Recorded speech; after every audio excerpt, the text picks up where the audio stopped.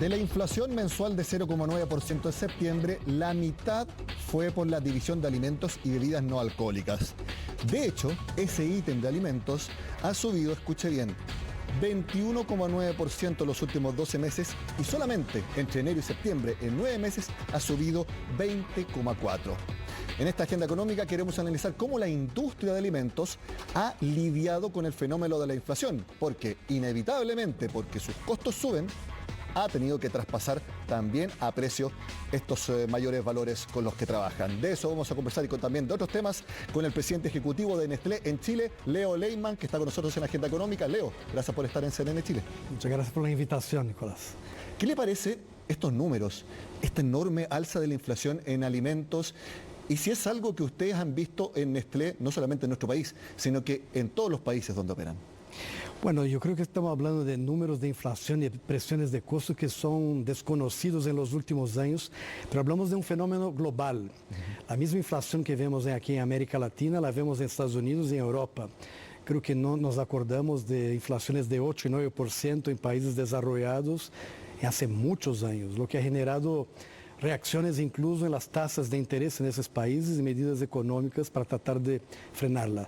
Son impactos grandes y vienen de muchas naturalezas, ¿no? Vienen del flete internacional, como hablábamos, del tema del combustible que se disparó en toda la logística nacional, de las commodities que en 2020 y 2021 han disparado, café, el trigo, el tema de azúcar, la leche, una cantidad de commodities que se suman también al impacto de la devaluación aquí en el país. Usted me mostraba unas gráficas antes de hacer esta entrevista con todos los insumos, obviamente más principales que tienen en Nestlé, y todos mostraban curvas con fuertes ascensos, algunos más, algunos menos, pero que se quedaban ahí.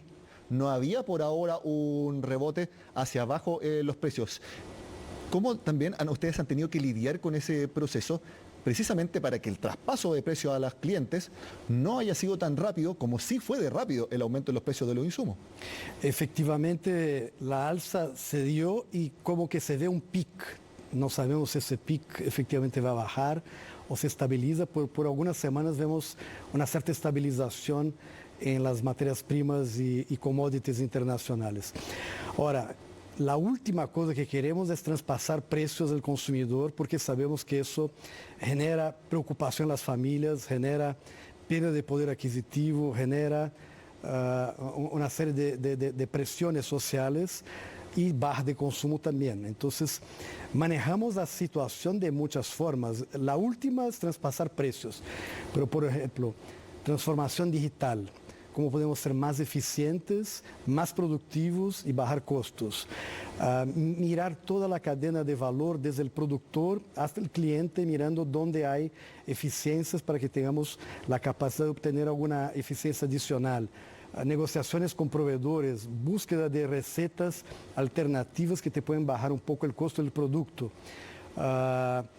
En fin, hacemos hedge de las commodities, tratando de ver el minuto en que la commodity más baja y tratar de extender un poquito su cobertura para que no tengamos tanto impacto. Y del cambio también, hedge del tipo de cambio en los minutos en que bajan, tratando de extenderlo de la mejor forma. Yo me imagino que son estrategias globales debido a la amplia presencia de Nestlé en el mundo, pero con condimentos locales, porque cada país tiene sus características propias.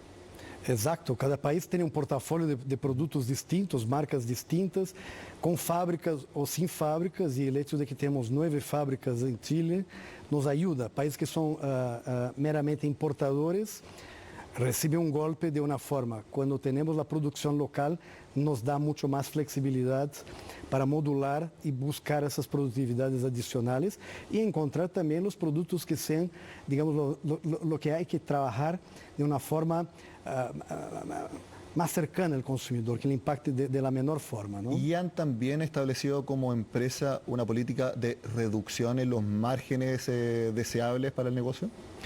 De una forma en general se ve que la industria de alimentos está sufriendo con los márgenes, también Nestlé. Pero uno ve los balances de las empresas publicadas aquí en Chile del sector de alimentación, se ve una reducción significativa en los márgenes, porque la velocidad en que los costos han subido y la velocidad en que hemos sido capaces de traspasar a precios y buscar eficiencias no ha sido la misma. Entonces los márgenes se van estrechando, impactando la rentabilidad de las empresas. ¿Y es el caso de ustedes también acá? También es el caso nuestro. Estamos perdiendo márgenes localmente porque tenemos que tratar de compensar con volúmenes, con eficiencias en gastos fijos, en gastos administrativos, en productividad, porque los márgenes brutos se ven reducidos. ¿Y han perdido márgenes, pero han llegado en este tiempo a tener pérdidas operacionales? No, pérdidas operacionales no es el caso. No es el caso, pero se ve que algunas empresas han sufrido incluso pérdidas operacionales aquí en Chile. Cuando hemos visto este fenómeno inflacionario, también en redes sociales, algunas autoridades también de distintos sectores han hablado de que también el alza de los precios tiene que ver con decisiones de las empresas especulativas. Y quiero preguntarle, ¿hay algo de especulación en las alzas de los precios que en este caso Nestlé ha debido hacer o eso no es así?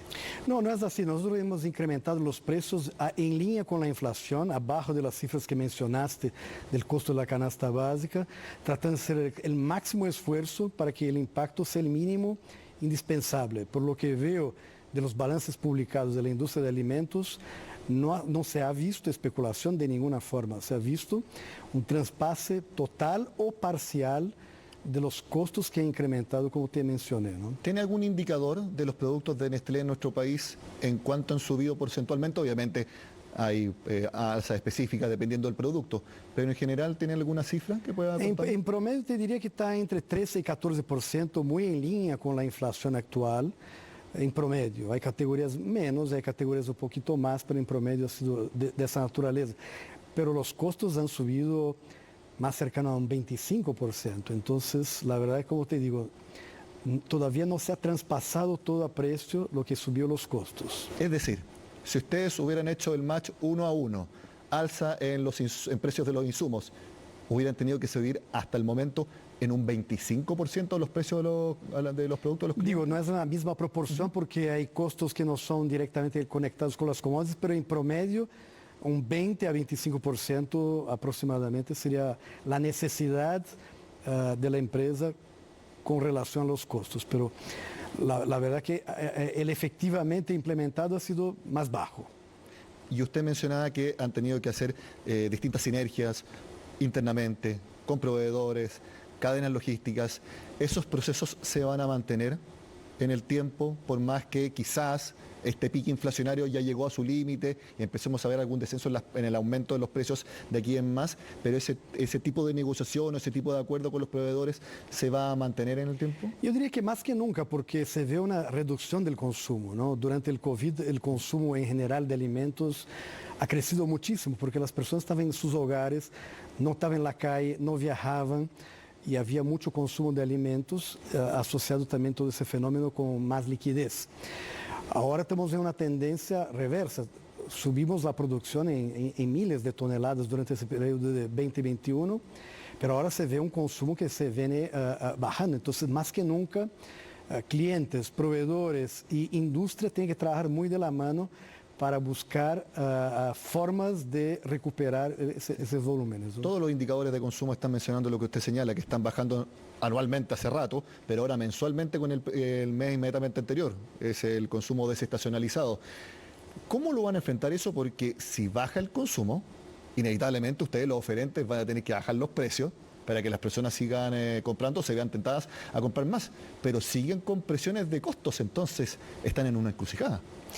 Es un escenario complejo porque tienes reducción de consumo sumado a inflación, que es la famosa estagflación que se dice.